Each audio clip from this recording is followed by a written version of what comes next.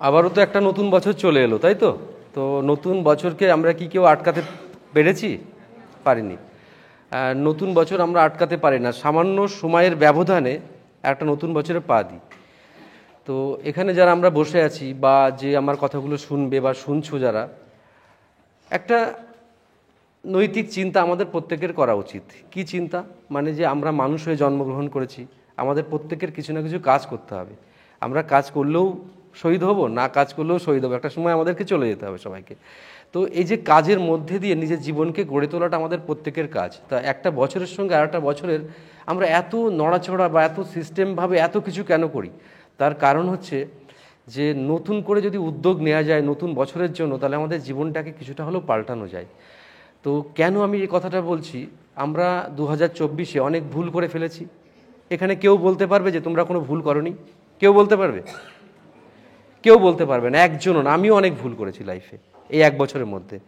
তো এই নতুন বছরে আমার প্রথম কাজ হচ্ছে ডিটারমাইন্ড হওয়া যে ওই যে ভুলগুলো আমি করেছি 24-এ, সেই ভুলগুলো আমি করব না। যেমন তোমরা যদি স্টুডেন্ট হও বা স্টুডেন্ট তোমরা, তাই তোমাদের প্রথম কাজ, তোমরা কি পড়াশুনো করেছো, কেমনভাবে পড়াশুনো করেছো, কোনটা করা উচিত ছিল সেটা তুমি বুঝতে পেরেছো, বা পড়া বাদ দিয়ে তুমি আর কি কাজ করে বেরিয়েছো, বা কোথায় কি তোমার লাইফের টাইমগুলো স্পয়েল করেছো যে 2024-এ, সেটাকে কিন্তু তুমি আইডেন্টিফাই করো। শুধু তাই নয়, আমি এটা কিন্তু তা বলছি না শুধু তোমার জীবনে তুমি ভুল করেছো সেটা নয়, অন্য কেউ যদি কোনো ভুল করে থাকে সেটা থেকেও তুমি শিক্ষা নাও। ছোটোখাটো ব্যাপার, মনে করো কেউ একটা আইএএস পাওয়ার যোগ্য নয়, কিন্তু সে দেখা গেল সেজে গুজে একদম আইএএস পরীক্ষার যোগ্য নয়। বলতে আমি মনে করো সে সাধারণভাবে একটা ক্লাসে কোনো পড়াশুনো পারে না, কিছু পারে না, পড়াশুনো করে না, কোনো কিছু করে না, কিন্তু আইএএসের স্বপ্ন দেখছে সে। কিন্তু তাকে তো প্রথমে পা ফেলতে হবে, একটা স্টেপ নিতে হবে। তা না নিয়ে প্রথম মনে করো বিরাট নাম করা ইনস্টিটিউটে ভর্তি হয়ে গেল, কিছুদিন ভর্তি হয়ে সেখান থেকে সরে চলে এলো। তাহলে তোমারও বুঝতে হবে যে আইএস পেতে গেলে তোমার যে মনের মধ্যে স্টেমিনা দরকার, তোমার মনের মধ্যে যে একটা মানে ক্ষমতা রাখা দরকার, সেটা না করে সে ভুলটা করেছে।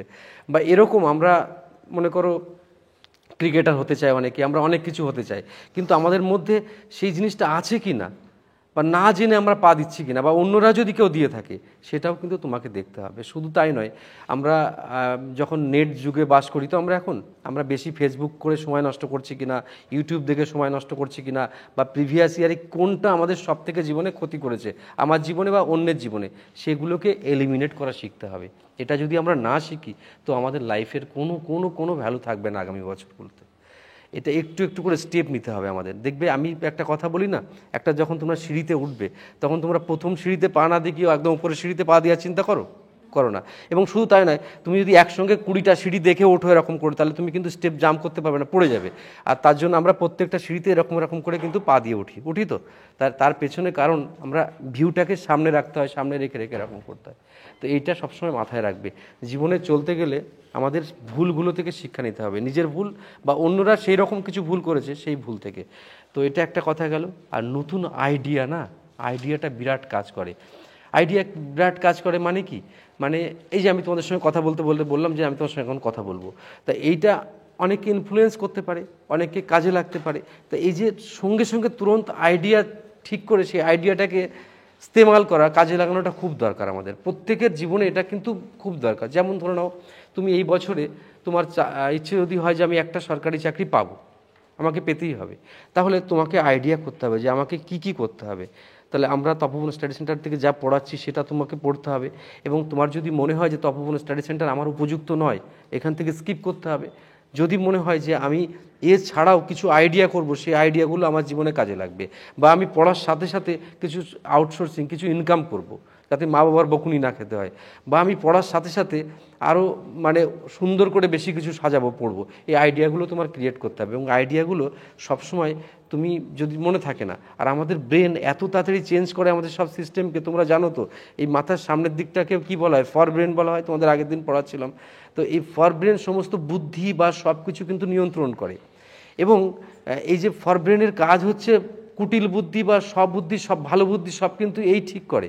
তো এই ভালো বুদ্ধি যখন তোমার মাথায় কোনো সময় কাজ করবে, তখন তুমি তোমার যেখানে তুমি বসো সেইখানে তুমি লিখে রাখতে পারো যে আমার এই বছরের মেন উদ্দেশ্য কি, আমি কি করতে চাই। এবার আমি লিখে রাখার কথা কেন বলছি, লিখে রাখাতে আমি সবসময় বিশ্বাস করি না। তার বড় কারণ হচ্ছে যে যখন তোমার বারবার একটা জিনিস চোখের সামনে ভাসতে থাকবে, তখন সেটা তোমার মাথায় ক্লিক করবে যে তুমি নিজেকেই নিজের কথা দিয়েছিলে। আর নিজেকে নিজের কথা যদি কেউ না রাখতে পারে, সেই কষ্ট কিন্তু কোথাও কেউ লুকাতে পারবে না।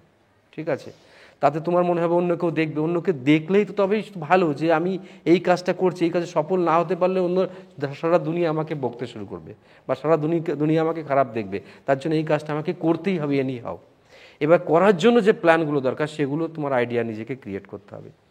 আমি তারপরে 3 নম্বরে চলে যাব। আমরা প্রত্যেকেরই জীবন তো, লাস্ট 15 ডেজ আমি CBT2, ALP এবং JEE আর NTPC পরীক্ষাগুলোকে নিয়ে ভীষণ ব্যস্ত ছিলাম। তোমাদের ব্যাচেও খুব কম ক্লাস করিয়েছি, দেখবে অনলাইনেও ক্লাস কম করেছি। এই কদিন আমি শুধু রোড ম্যাপ করছিলাম। রোড ম্যাপ মানে আমি কি করব, কিভাবে আমার স্টুডেন্টকে কমন পাওয়াবো, কিভাবে পাস করাবো, এইগুলোর জন্য আমি ভীষণ ব্যস্ত ছিলাম। ওরা জানে, রাকেশ বা ওরা সবাই, আমার যার গ্রুপে যারা আছে সবাই জানে, স্যার ভীষণ ব্যস্ত, আমি কারোর সঙ্গে কথা বলছিলাম না, এরকম অবস্থা। কারণ আমার পুরোপুরি চাপের মাধ্যম দিয়ে আমি কিন্তু এটা করেছি। এর কারণ হচ্ছে যাতে আমার স্টুডেন্টরা ভালো পারফর্ম করতে পারে। ঠিক আছে, তাহলে তোমার জীবনও যখন তুমি ভালো কিছু করতে চাইবে, এই প্যাশনটা তোমার মধ্যে রাখতে হবে। ঠিক আছে, আর মনের মধ্যে সবসময় বিরাট মোটিভেটেড ওসব ভাব কোনো কাজে লাগে না। মোটিভেশন বলে আলাদা কোনো বস্তু হয় না, তার থেকে ভয়টা কিন্তু অনেকটা বেশি কাজে লাগে। কীরকম, তোমার যদি মনের মধ্যে মোটিভেশন ছেড়ে দাও, তোমার মনের মধ্যে যদি ভয় থাকে যে আমি যদি চাকরিটা না পাই তো সারা জীবন রাজমিস্ত্রির কাজ করতে হবে, সারা জীবন মানে অমুক কাজ করতে হবে, সারা জীবন মানে এইটা ওটা করতে হবে, তা এই মনের মধ্যে যদি ভয় থাকে, তুমি ভয় থেকেই পড়তে বসবে। আর মোটিভেশন, আমি পড়বো, অমুক হবে, অমুক IPS হয়ে যাবো, কিছু হবে না ওরকম। মোটিভেশনে কিচ্ছু হয় না। মোটিভেশন এখন হয় একটা ট্যাবলেট খাওয়ার মতো, ব্যথা কমে যায়, আবার ব্যথা ঠিক হয়, মানে আবার ব্যথা শুরু হয়ে যায়। তাই মোটিভেশন বলে জগতে আলাদা কিছু নেই।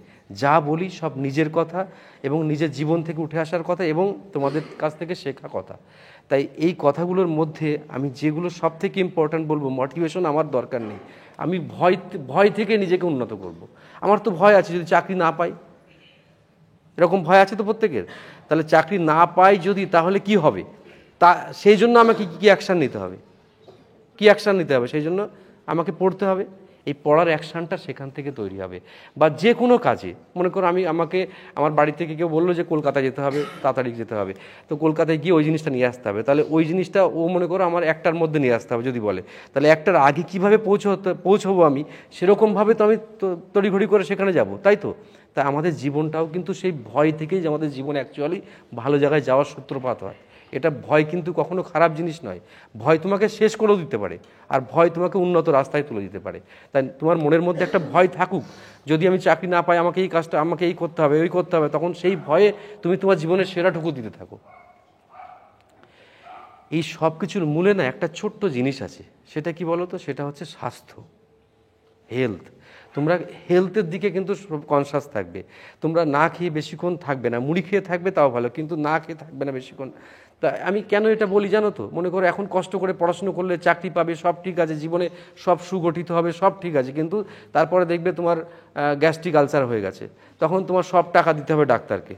তাহলে তুমি ডাক্তারকেই যখন টাকা দিতে হবে, তাহলে আমি এখন তা না করে আমি জিমে যাব, জিমে গিয়ে বডিটা ঠিক করব, তাহলে জিমের ট্রেনার হব, তাহলেও তো আমি জীবন কাটাতে পারবো। আমি একটা কথা বলছি, আর আমি যদি চাকরি পাওয়ার পরে সব টাকা ডাক্তারকেই দিতে হয়, তাহলে আমার চাকরি পাওয়ার মানেটা কী হলো? তাই আমার মনে হয় প্রত্যেকের স্বাস্থ্যের প্রতি খুব ধ্যান দেবে, এটা কিন্তু আমাদের কর্তব্য। এই পড়াশুনো করাটা যেমন কঠিন না, শরীরচর্চা করাটা তার থেকে আরও বেশি কঠিন। ঠিক আছে, তো আমি খুব সিরিয়াসলি যেটা মনে করি, খুব আমার প্যাশনেবল যেটা মনে করি, যে তোমরা প্রতিদিন সকালে উঠে যদি একটু সিম্পল এক্সারসাইজ করো, তাহলে তোমার অনেক কাজ হবে। তাতে তোমার মানে রক্ত সঞ্চালন তোমাকে অনেক ভালো কিছু করাতে শেখাবে তোমাকে। ওই 8 ঘন্টা 2 ঘন্টা ওরকম নয়, ঠিক আছে? Normally 5 minute, 10 minute, 20 minute, 25 minute, আধ ঘন্টা যা করো তাতেই এনাফ। আর প্রতিদিন না একটু সকালে ওঠার চেষ্টা করো। তোমরা অনেকে লেট নাইট করো, জানেন না, আমি তাকে বারণ করতে চাই না, কিন্তু লেট নাইট জীবনে অনেক কিছু কিন্তু হারিয়ে ফেলতে হয়। সকাল যদি করো, আমি কেন সকালে ওঠার কথা বলি তার কারণটা একবার শোনো। কারণটা হচ্ছে সকালে উঠলে কি হয়, সকালে উঠলে মনে করো আমি 5 ঘন্টা পড়বো বা 3 ঘন্টা পড়বো, সকালে উঠে আমি 10টার মধ্যে 3 ঘন্টা পড়ে নিলাম। এবার 10টার পরে যতই বিকেলে যাবে তখন দেখবে কাজের পরিমাণ বেড়ে যায়, বাবা মা কাজের কথা বলবে বা বাড়ির অন্য কাজ বা বন্ধুদের সঙ্গে যাওয়া, এসব অনেক ব্যাপার চলে আসে, তখন কিন্তু সেই করাই ওঠে না। আর যদি সকালের দিকে 4-5 ঘন্টা পড়ে রাখা হয় তাহলে দেখবে সারাদিন যদি নাও পড়তে পারো তাও তোমার ওই পড়াটা কিন্তু থেকে যাবে। তো আমার একটা স্টুডেন্ট কি বলেছিল জানো, আমি কয়েকটা এক্সপিরিয়েন্স বলছি। আমি জিজ্ঞেস করেছিলাম যে তুই সবসময় তোর ভালো দিন কোনগুলো ছিল, মানে তুই ভালো মুহূর্ত বল তোর জীবনের। তা বলছে স্যার বলবো, বিশ্বাস করবেন? তা বলল যে স্যার আমি যেদিন ভালো পড়তে পারতাম জানেন তো, প্রিপারেশনের সময়, সেদিন আমার ভালো শান্তিতে ঘুমাতে পারতাম। আমি বললাম বুঝতে পারলাম না, একটু ভালো করে বুঝিয়ে বল। তা বলছে স্যার যেদিনটা আমি ভালো কাজে লাগাতে পারতাম সেই দিনটা আমি শান্তিতে ঘুমাতে পারতাম, ভালো পড়তে যেদিন পারতাম। আর ভালো যেদিন পড়তে পারতাম না আমার মনের মধ্যে অশান্তি হতো যে আজকে আমি ভালো পড়তে পারিনি, তাই শান্তি পেতাম না। তাই ওই মুহূর্তগুলো আমার জীবনে সব থেকে শান্তি বয়ে আসতো। কি বললাম বুঝতে পারলে? কিছু কথা না বললেই নয়, জীবনে এমন এমন দুঃখ বা এত যন্ত্রণা অনেকে পায়, সেখান থেকেও মানুষ চাকরি পেয়েছে। তার একটা গল্প তোমাদেরকে বলি। সুমন চৌহানি বলে একটা ছেলে, সে এখন লোকো পাইলট। বেলঘড়িয়া স্টেশন আছে না, স্টেশনের পাশে দেখবে হাই ব্রিজ যেটা আছে, ব্রিজ, ওই ব্রিজের নিচেই ও চিরুনি, মাথার ক্লিপ, টুথব্রাশ, কোলগেট এইসব বিক্রি করে লাইফ কেটেছে। তুমি শুনলে অবাক হয়ে যাবে। ওর মামা বাড়ি থাকতো, মামারাও ওকে তাড়িয়ে দেয়, প্র্যাকটিক্যাল। তা ও ডিপ্লোমাটা করেছিল কোনো কষ্ট করে করেছিল, থাকার জায়গা ছিল না, রাত্রিবেলা ওখানে ঘুমাতো, মা বাড়িতে যখন তাড়িয়ে দেয়। তা ওখানে ঘুমিয়ে থেকে এখানে ক্লাস করে, তখন সে আজ 10 বছর আগের ঘটনা, সে কিন্তু আজকে চাকরি করছে। তো সে একদিন বলছে স্যার আমার ইনকামের একটা অংশের টাকা, 5-10 হাজার টাকা আমি ওরকম রাস্তায় যারা ওই চিরুনি বিক্রি করে, দোকানদারি করে, তাদেরকে আমি স্যার দিই, জানেন তো, দিয়ে আমার মানসিক শান্তিটাকে উজাড় করে বের করে দিই। এরকম কত ঘটনা মানুষের জীবনের সঙ্গে জড়িত তুমি জানতে পারবে না। এত ক্রিটিক্যাল সিচুয়েশন থেকেও কিন্তু মানুষ বেরিয়ে আসে। দেখবে তোমার কথা ভাবো, তুমি কিন্তু তার থেকে অনেকটা বেটার জায়গায় আছো, খেয়াল করে দেখো, আমার মনে হয় তার থেকে বেটার। তাহলে তারা যদি ওই জায়গা থেকে আসতে পারে, এগুলো কি, এগুলো ও করেছে মানে আমাকে করতে হবে তা না, কিন্তু আমি কেন পারবো না? তোমার মধ্যে কোন জিনিসটা নেই? তাই নতুন বছরে কিছু শপথ নিতে হয়, যে শপথগুলো তোমাকে আগামী দিনে কিন্তু অনেক বড় হতে সাহায্য করে। আর একটা ঘটনা বলবো, এটা খুব মানে ইম্পর্ট্যান্ট ঘটনা, যেটা হচ্ছে আমার একটা স্টুডেন্ট এসেছিলো অনেক বছর আগে পড়তে। তার দুটো কোয়ালিফিকেশন ছিল, একটা ছিল ডিপ্লোমা ইন ইলেকট্রিক্যাল না মেকানিক্যাল এরকম একটা কিছু ছিল, আর একটা ছিল বিএস সায়েন্সের বিএসসি, ফিজিক্স কেমিস্ট্রি মানে ম্যাথ নিয়ে। তোমাদেরকে বলেছি কি জানি না। তো সেই ছেলেটি কালী পুজো হয় না, কালী পুজোর সময় পটকা ফাটাতো, বাজি ফাটাতো, আর সারাদিন কিন্তু ঘর থেকে বেরোতো না। তো আমি একটা মাধ্যম দিয়ে জানতে পারলাম। আমি বললাম কী ব্যাপার, তোর কী প্রবলেম? তা বলছে স্যার আমার বাবা ক্যান্সারের রোগী, আমার মা কাজ করে না, করতে পারে না ঠিক করে, আমার দুটো বোন আছে বিবাহ উপযোগী, আর আমি স্যার পড়াই আর পড়ি, আমি এই কষ্ট নিতে পারি না, আমার চোখ দিয়ে জল ঝরে পড়ে প্রতি মুহূর্তে, আমার পক্ষে এই কষ্ট নেওয়া সম্ভব হয় না স্যার, আমি মানসিক শান্তিও পাই না, কোথাও বন্ধুদের সঙ্গে বেড়াতে পারি না, এই নিয়ে আমার জীবন। তা আমার এই মনের দুঃখ কষ্টকে মানে নিবারণ করার জন্য একটা পথ আমি বেছে নিয়েছি। ফাঁকা মাঠের মধ্যে গিয়ে রাত্রিবেলা আমার এক বাচ্চা, আমার থেকে কম বয়সী 2-3 জন বাচ্চাদের ছেলেদেরকে নিয়ে আমি গিয়ে ওরকম বাজি ফাটাই স্যার, ফাঁকা মাঠে। ওই বাজির আওয়াজ আমার বুকে দমদম করে আসে, আর মনের কোণে এত ব্যথা, যন্ত্রণাটাকে একটু রিলিজ করার চেষ্টা করি, আর ওইটুকু নিয়ে আবার ভাবি যদি বেঁচে থাকি পরের বছর ঠিক এখানেই এসে আমি এই বাজি পোড়াবো, আর এরকমভাবেই আমার মনের যন্ত্রণাটাকে দূর করব। তো ঘটনাক্রমে সেই ছেলেটি দুটো চাকরি পায়, একটা জুনিয়র ইঞ্জিনিয়ার সম্ভবত আমেদাবাদে, আর তখন স্কুল টিচারের ফর্ম বেরোতো, তো স্কুল টিচারের চাকরি পায়, তো স্কুল টিচারের চাকরিতে জয়েন করে। আরও শুনলে অবাক হবে, এত টাকা ধার নিয়ে তার জীবন মানে ছিল, সব টাকা আস্তে আস্তে শোধ করেছে, কিন্তু বাবাকে বাঁচাতে পারেনি, বাবা চলে গেছেন। এই হেন জীবনের গল্প কেন বলছি তোমাদের কাছে? তার কারণ আমরা হয়তো যে যেখানে দাঁড়িয়ে আছি এক একটা কমফোর্ট জোনে আছি, অন্তত এত কষ্ট, হয়তো এর থেকে বেশি কষ্ট কারোর এখানে আছে, কিন্তু আমি জানি না, কিন্তু যেটা জানি সেটা আমার কাছে খুব খুব ক্রিটিক্যাল মনে হয়েছে। আর একটা ঘটনা বলবো, তোমাদের এই জীবনে রিলেশনশিপ বা এইসব নিয়ে তোমাদের অনেক মাথা ব্যথা আছে, বা এই নিয়ে অনেক টেনশনও আছে তোমাদের, এই নিয়ে অনেক ক্লান্তি, অনেক রকম কিছু আছে, তাই এটা নিয়ে কথা না বললেই নয়। তো বহুকাল আগে একটা ছেলে, বহুকাল আগে বলতে আমার ওই 2010 সালটাল হবে এরকম এক সময় একটা ছেলে এসে, আমি নাম বলছি না, নাম বলতে অসুবিধা আছে, তোমাদেরকে গল্প করেছি হয়তো। তো এই রিলেশনশিপ এমন জিনিস, তুমি চাকরি যদি না পাও, সে মেয়ে হোক আর ছেলে হোক, হয়তো তোমার জীবনে সে ডিটাচ হয়ে চলে যেতে চায়। তো ওই কিছু সিনেমা আছে দেখবে যে একজনের সঙ্গে রিলেশনশিপে রয়েছে, আরেকজনকে নিয়ে চলে যাচ্ছে, আরেকজন বিয়ে করে নিয়ে চলে যাচ্ছে।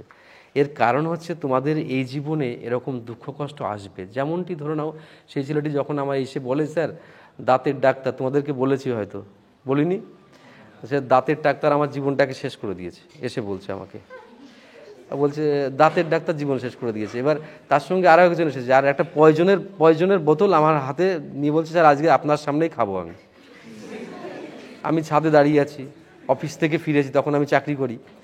তো আমার তো মাথায় কিছু কাজ করছে না, সন্ধেবেলা বলছে আজকে আমার জীবন দাঁতের ডাক্তার শেষ করে দিয়েছে। তো দাঁতের ডাক্তার শেষ করে দিয়েছে মানে কি হয়েছে, দাঁত পাত ভেঙে গেছে নাকি? তো বলছে না স্যার, দাঁতের ডাক্তার সব শেষ করে দিয়েছে। তো কি ঘটেছে এমন দাঁতের ডাক্তার? তা বলছে মেয়েটার নাম ধরে বলছে ওকে নিয়ে গেছে। ঠিক আছে, আমি নামটা মানে চেঞ্জ করে কি নাম বলবো, সোমা বলে দিই, একটা নাম, অন্য নাম, সোমাকে নিয়ে চলে গেছে, সোমাকে দাঁতের ডাক্তার নিয়ে গেছে। এবার ব্যাপারটা হয়েছে ও তো বেকার, তো একজন দাঁতের ডাক্তার মানে ডেন্টিস্ট, তার সঙ্গে সম্পর্ক করে বিয়ে হয়ে গেছে। ও মেয়েটি 5 বছর ওর সাথে সম্পর্কে যুক্ত ছিল, থাকার পরে সে কিন্তু টাটা বাই বাই করে চলে গেল। তাহলে পৃথিবীতে কোনটা ঠিক কোনটা ভুল বোঝা বড় মুশকিল। ওকে অনেক কষ্টে বুঝিয়ে সুঝিয়ে পথে নিয়ে এসেছি, তারপরে সে চাকরি করে, এখন চাকরি পেয়েছে, তার মানে অন্য জায়গায় বিয়ে হয়েছে, নতুন জীবন, তার সঙ্গে আমার খুব ভালো সম্পর্ক। সে আমাকে একটা আপেল গাছ নিয়ে এসে দিয়েছিল, সেই গাছটা আমাদের ওখানে ছিল, রিসেন্টলি আমাদের নতুন বিল্ডিংয়ের জন্য গাছটা এখন নেই আর কি। তো এইরকম জীবনের সাথে রিলেটেড। তাই সম্পর্ক না মানে এমন জিনিস, দেখবে সবসময় তোমাকে ভালোও করতে পারে, খারাপও করতে পারে। তাই তুমি বুঝবে যে কোনটা টক্সিক। যদি টক্সিক হয় বেরিয়ে আসার সম্ভাবনা খুব কষ্ট, কিন্তু চেষ্টা করতে হবে কিন্তু এখন নতুন বছরের জন্য, যে সম্পর্ক যদি তোমাকে শেষ করে তাহলে সে সম্পর্ক তোমার জন্য নয়, সেটা কিন্তু একটুখানি বেরিয়ে আসতে হবে। বোঝা গেল? শেষমেশ আমি তোমাদেরকে বলবো যে এই জীবনটা এমন একটা জীবন না, তুমি যা পারবে তার অর্ধেকও আমি পারবো না, তার 1/10 আমি পারবো না। কেন জানো? কারণ তোমার গতি, তোমার রক্তের গতি, তোমার রক্ত যেভাবে টকবক করে ফুটছে, আমাদের বয়স হয়ে গেছে, আমরা কিন্তু পারবো না। তাই তোমরা যদি চাও নতুনভাবে প্রতিজ্ঞাবদ্ধ হয়ে জীবনে কিছু করে দেখাতে, তোমরা কিন্তু অবশ্যই পারো, এবং তোমাদের মধ্যে সেই ক্ষমতা সক্ষমতা সবটুকু আছে। এবার আসি এই যে স্বাস্থ্যের কথা যে বলছিলাম আমি, তো স্বাস্থ্যকে ঠিক রাখার জন্য কি করতে হবে কেউ বলবে? হ্যাঁ, টাইম মানে একটুখানি ক্লিয়ার করে বল। টাইমে ঘুমাতে হবে, টাইমে খেতে হবে।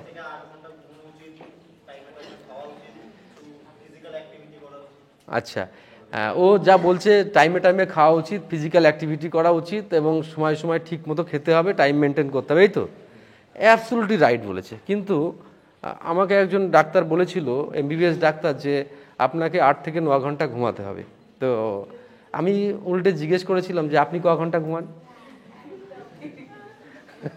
শাহরুখ খান ক ঘন্টা ঘুমায়? প্রসেনজিৎ চ্যাটার্জি ক ঘন্টা ঘুমায়? অমিতাভ বচ্চন ক ঘন্টা ঘুমায়? যে যতই বলুক, আমি ডাক্তার না, তাই আমি ডাক্তারদের সঙ্গে তর্ক করতে চাই না, কিন্তু আমি যত দামি জ্ঞানী গুণী মানুষকে দেখেছি খুব কম ঘুমায়, 4 ঘন্টা, 5 ঘন্টা, 2 ঘন্টা, 3 ঘন্টা। ঘুমটা ম্যাটার করে না, তুমি কতটুকু ঘুমিয়ে তুমি সুস্থ থাকবে সেটা ম্যাটার করে। তাই তুমি জীবনটাকে তোমার মতো করে তৈরি করতে হবে। আমি তো মনে করি বেশি ঘুমানোর থেকে চাঁদের আলো দেখা ভালো, মানে রাতের তারা গোনাও ভালো। 8 ঘন্টা ঘুমাতে হবে, 9 ঘন্টা ঘুমাতে হবে, সবই তো ঘুমিয়েই কাটালাম। 1 ঘন্টা স্নান করতে লাগলো, সেজে গুজে স্নান করতে হবে 1 ঘন্টা, খেতে 3 বারে 3 ঘন্টা খেতে, পুছিয়ে সেই স্যালাড ফ্যালাড করে খাওয়া, এসব ব্যাপার থাকে তো। ভাই সব কোনো কাজেই লাগে না। তুমি কম নিজের মতো করে সিস্টেম তৈরি করতে হবে, যে আমি নিজের জীবনে এই সিস্টেমটাকে মেনটেন করব। তুমি যদি বলো স্যার আপনি বলছেন কেন, আমি তোমায় বলি একটা কথা, আমি কারোর উপরে রাগ করো না। আমি সকাল 8টা থেকে যদি আমায় কেউ বলে যে আমি বলে কি আগে যেটা করতাম আমি লাগাতার পড়িয়ে যেতাম, মাঝখানে কোনো ব্রেক নেই, 1-8 ঘন্টা করে ব্রেক নিতাম, বা কখনো কখনো এক্সাম নিয়ে টানা রাত্রি 6টা অবধি পড়িয়েছি। এরকম অসংখ্য দিন আমার জীবনে রয়েছে, অসংখ্য দিন। তোমার যারা বাড়িতে কাকা পিসি বা এরম টাইপের যারা এখানে পড়ে চাকরি পেয়েছে তারা জানে আমার জীবনের কথা। এটা এইভাবে তৈরি করা যায়। কই এখন তো আমি অতটা পড়াই না, তাহলে ওই সময় আমার স্টেমিনা আরও বেশি ছিল। তাই নিজেকে নিজের মতো করে তৈরি করতে হবে। অমুক বলে দেবে তোমার ভাই 9 ঘন্টা ঘুমাতে পারে, ভাই 9 ঘন্টা ঘুমানো আমার শরীরে দরকারই নেই। আমার শরীরে 7 ঘন্টা 3 ঘন্টা 4 ঘন্টা যা হবে যদি আমি সুস্থ থাকি তাই। শাহরুখ খান টানা 48 ঘন্টা শুটিং করার পরে আমাদের বাংলায় এসেছিল ওর টিমের খেলা দেখার জন্য, KKR টিমের।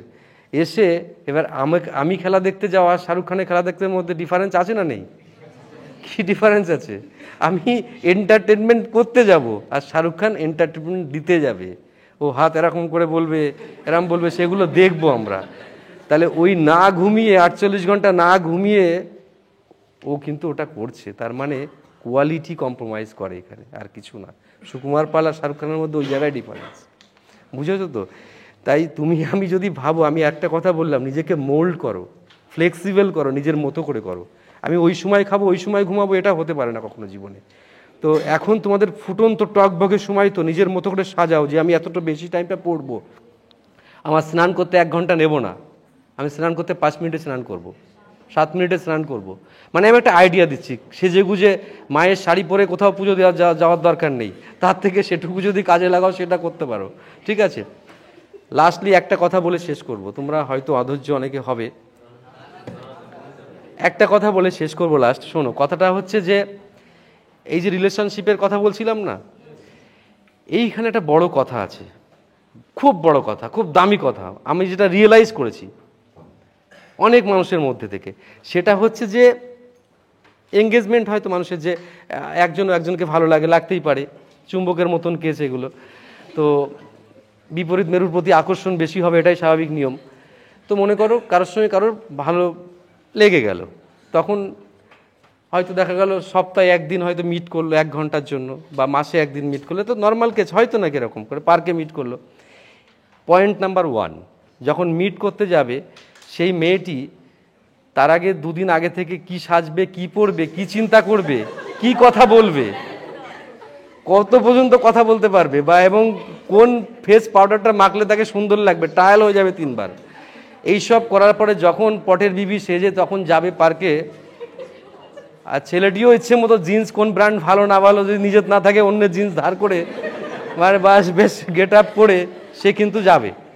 এবার দুজন ভালো করে বলছে, এই জিনিসটা যদি বুঝতে পারো লাইফে, অনেক তোমার মা বাবাকে দেখে দেখবে আর তুমি তোমারটা দেখে দেখবে। এই যে যখনই মিট করতে যাবে, তাহলে দুজনের সব থেকে সেরা সুন্দরতম জায়গায় দুজনকে মিট করছো, তাই তো নাকি? এই যে মিট দুজনকে সেরা সুন্দর জায়গায় করছো, তার মানে দুজনের সব থেকে সেরা মুহূর্তগুলো দুজনকে দেখছি। ইয়েস আর নো? এইবার দেখছি, কিন্তু এরম দেখছি তার মনে কতটা রাগ আছে না আছে সেটাও কিন্তু জানতে পারছি না। সে কিন্তু ওই সময়ে কখনো রাগ দেখাবে না, সেরাটুকু দেবে সে। পড়ার সময় না দাও, কিন্তু ওই সময় সেরাটুকু দেবে সে। এই যে দেবার পরে না, এবার কল্পনা করো যে ঠিক মনে করো 2 বছর পরে বিয়ে হলো, ধরো ঘটনা করবে। বিয়ে হওয়ার পরে তো আমাদের দেশের জাতীয় যে ড্রেস সেটা আছে নাইটি মনে করো, আর ছেলেদের জাতীয় ড্রেস হয়তো বারমুডা আর একটা গেঞ্জি, ঠিক আছে? এবার তোমার ওই নাইটি পরে তোমার চা দিতে আসছে তোমার কাছে, আর তুমি বারমুন্ডা পরে হাফ প্যান্ট পরে গেঞ্জি পরে বসে আছো। এই একটা মিট দেখো, যাকে তুমি ওইভাবে দেখে এসেছিলে, পার্কের ওই ড্রেসে দেখে এসেছিলে। এবার তোমার কি মন ভরবে একে দেখে? সত্যি করে বলো, এবার গন্ডগোলটা কেন হয়? এই কারণেই তো গন্ডগোল হয়। তুমি তখন ওকে দেখে কত বলেছিলে যে মা ওর মনটা খুব সুন্দর, মানে খুব ভালো, ও খুব ভালো কথা বলে, দেখবে মা তোমাকে খুব যত্ন করবে। মানে তুমি তো তাকে অল্প সময়ের মধ্যে মানে ওই ক্রিম টাইমটা তাকে দেখেছিলে। তুমি তো তাকে তো পুরো হিস্ট্রি জানো না, সম্ভব নয়। তোমাকেও তাই দেখেছিল, আর সেও বলেছিল মা তোমার যে জামাই হতে যাচ্ছে না, নাম্বার 1 জামাই হবে দেখবে, মানে মাথায় তুলে রাখবে তোমাকে, বছরে পুজোর সময় না 3 বার শাড়ি দেবে তোমাকে, মানে এরকম ব্যাপার। পরে দেখা গেল শাড়ি কেনার কথা বললে তোমার হাজব্যান্ড আর কথা শুনবে না আর কি। যাই হোক, এই যে এবার এগুলো কিন্তু বর্তমান যুগের ডিভাইডেশন রুলের একটা বড় কাজ হচ্ছে এইটা, এই কারণে হয়। তাই কখনো এই চক্করে ফেসো না, তার ওই সময় ক্রিম টাইমটুকু দেখে চিন্তা ভাবনা করো না যে ওটাই তার স্বধর্ম। সে রাগ করতে পারে কি না পারে, সে তার মানে কি আছে না আছে, সেটা তুমি ওইটুকু সময়কে দেখে বিবেচনা করো না, আমার এইটুকু রিকোয়েস্ট। এবার ভালো মন্দ সব কিছু আপেক্ষিক, প্রত্যেকটা মানুষই ভালো, প্রত্যেকটা মানুষই খারাপ, কিন্তু কিছু জিনিস যখন যা করা দরকার সেটা করবে। একদম ফাইনাল উপসংহারে আমি একটা কথা বলবো, আমি নিজের জীবনের কথা। সেটা হচ্ছে আমি ভিউকে অতটা ভাবিনি কোনোদিনও। আমার জীবনের কথা একটু বলি। আমি খুব সাধারণ মানের একজন স্টুডেন্ট। আমার মতন সাধারণ মানের মানুষজন এই ভদ্রেশ্বরের এখান থেকে যদি শুরু করো স্টেশন অবধি অনেক মানুষকে পেয়ে যাবে, অনেককে পাবে। কিন্তু সুকুমার পাল কিন্তু একজনই হয়েছে। তার কারণ হচ্ছে কি বলো তো? কারণ আমি নিজেকে যে কাজটা করি যখন 100% দিয়ে করি। আমার মনের মধ্যে কোনো দুঃখ, কোনো কালিমা, কোনো অসন্তোষ সেখানে রাখি না। আমি জানি যে আমার ডেডিকেশন লেভেল যদি 100% করতে পারি তবে আমি মানসিক শান্তি পাবো। আর আমি এটা উল্টো দিকে জানি যে সারা পৃথিবীর মানুষরা এরকম ডিভাইডেশন রুল মানে কীরকম, যে ভগবানকে যে মানে সে আল্লাহকে মানে না, যে শ্রীকৃষ্ণকে মানে সে মোহাম্মদকে মানে না, যে মোহাম্মদকে মানে সে শ্রীকৃষ্ণকে মানে না, যে যিশুকে মানে সে কিন্তু বৌদ্ধকে মানে না, বুদ্ধিস্টকে মানে না। মানে তাহলে আমি একজন সাধারণ মানুষ, আমি যত ভালো কাজই করি না কেন আমাকে সবাই ভালোবাসবে না। তাই ওই নিন্দুকের কথা আমি কখনোই বিশ্বাস করি না, বিলিভ করি না, তাকে নিয়ে ভাবি না। বরং সে যদি কোনো আমাকে কিছু বলে তাহলে সেটাকে নিয়ে আমি শিখি, এটা আমার ধর্ম। তাই আমার প্রত্যেকটা স্টুডেন্টকে আমি একটাই কথা বলবো, তুমি যে কাজটা করবো যদি তুমি বোঝো যে কাজটা ভালো বা ওটা উচিত, তাহলে নতুন বছরে আমাদের সেরা ডেডিকেশন হবে ওর উপরে নির্ভরযোগ্যভাবে সেখানে নিজেকে ইনপুট করা। বুঝতে পারলে? এটা যদি করতে পারো লাইফে পিছনে ফিরে দাঁড়ানোর জায়গা নেই। কারণ তোমার ডেডিকেশান, তোমার চিন্তা শক্তি, তোমার ভিউ, তোমার আইডিয়া সব একত্রিত হয়ে একটা জায়গায় মিশবে। আমাদের দুটো চোখ থাকতে পারে, কিন্তু থার্ড একটা চোখ, স্যারের টাক যেরকম আছে না, প্রত্যেকেরও এরকম একটা জায়গায় কিন্তু থার্ড একটা চোখ আছে। সেখানে দেখবে তুমি এখন কল্পনা করছো যে বাড়িতে মা কী করছে, বাবা কী করছে, দেখো, ভেবে দেখো, করা যাচ্ছে তো? তা এই যে থার্ড আই, এ অসীম। এখন তুমি ভেবে দেখো টেমস নদীতে তোমার একটা মানে রিসর্ট আছে, ভেবে দেখো তুমি ঠিক মানে করতে পারছো। এই থার্ড আই যে ইমপ্লিমেন্ট মানে 1% করতে পারবে, ভগবানও তাকে রুখতে পারবে না। তাই এখন থেকে চিন্তা শক্তিকে পরিবর্তন করো যে আমি পারবো। আমার মধ্যে ভয়ও থাকবে, আমার মধ্যে সাহসও থাকবে, আমার মধ্যে শক্তিও থাকবে, আমার মধ্যে স্টেমিনাও থাকবে, এবং আমি কাজটা করবো এবং এখন থেকে করব। যে কাল থেকে আমি একদম ধূপধুনো দিয়ে পড়তে বসবো, ধূপধুনো জ্বালিয়ে পড়তে বসবো, ওইটা করলে চলবে না। ট্রেনে যেতে যেতে পড়বো, বলি না ট্রেনে যেতে যেতে পড়ার কথা? ও হাসছে, আচ্ছা হাসো হাসো, মন খুলে হাসো। বলছি ট্রেনে আমি পড়া ধরবো না, কোনো অসুবিধে নেই এটাতে। এই যে বলে ঠিক আছে স্যারের কথা আমি কাল থেকে একদম মারাত্মকভাবে শুনবো। এই কাল বললে তো কাল খেয়ে যাবে। তার থেকে আমি যাওয়ার পথে, আমি যেমন তোমাদেরকে বলি আমি ট্রেনে যেতে যেতে পড়তে বলি, বাসে যেতে যেতে পড়তে বলি তো, কিন্তু কেউ আবার আমার নিয়ম মানতে গিয়ে দেখা গেল নিজে সাইকেল চালাচ্ছে, এক হাত দিয়ে পড়ছে, তাহলে তো এইটা আমি কিন্তু বলিনি, মানে এটা আমি বলি কখনো বলি না। তাহলে এই যে নিজে আমি বলেছিলাম না এসব কথাগুলো, তা এই জায়গাটায় আমি খুব মানি যে এইখানটায় তুমি মানো। ওকে, যাক, তোমরা আজকে বছরের শুরুর দিন আজকে। তো এই শুরুর দিনে আমরা নিজেদেরকে আরও প্রতিজ্ঞাবদ্ধ হব। একটা বছর কিন্তু মনে হচ্ছে খুব কম, একদিক থেকে অনেক অনেক বড়। কিন্তু 365টা দিন আমরা চেষ্টা করলে এখানে আমরা নিজেরা কিন্তু জীবনে প্রতিষ্ঠিত হওয়া সম্ভব। কিন্তু এই 365টা দিনে সম্ভব কি না? কারণ এর মধ্যে অনেক ফর্ম বেরোবে, এর মধ্যে অনেক ফর্ম ফিল আপ হবে, অনেক পরীক্ষা দেব এবং জীবনের সেরাটুকু দেবো। তারপর যা হবার হবে। তারপর যদি চাকরি না পাই রিক্সা চালিয়ে খাবো, তারপর যদি আমি অন্য কাজ না করি তো অন্য কিছু করে খাবো, কিন্তু আমার সেরা চেষ্টাটা করেই তবে মনকে বোঝাতে পারবো যে জীবনে আমি সেরা চেষ্টাটা করেছি। তাতে না পেলে তো মরতে পারি না, অন্য কিছু করে খাবো। সারা দেশের সবাই তো যা করে খায় তাই করে খাবো। ঠিক আছে, বেস্ট অফ লাক, সবাই ভালো থাকবে তোমরা। ঠিক আছে। হ্যাঁ।